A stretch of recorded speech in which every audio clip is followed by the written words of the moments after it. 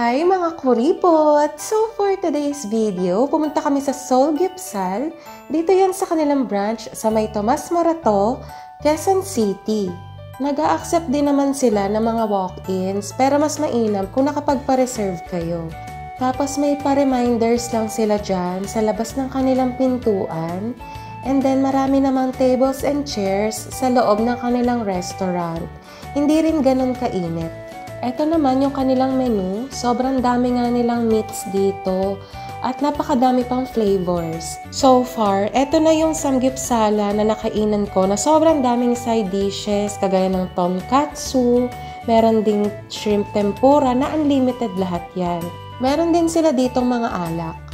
Ayan, dumating na yung mga in-order namin na side dishes and mga meats. Sobrang sarap ka ng meats nila at nakakabusog kasi napakadami talaga nilang mag-serve dito. Meron pa nga silang sashimi at steam egg na unli lahat yan kaya naman sobrang sulit at nakakabusog. For only 599 pesos ay makakakain ka na agad ng mga ganitong klaseng dishes. Kaya naman #babalikan. Yan lang. Follow for more!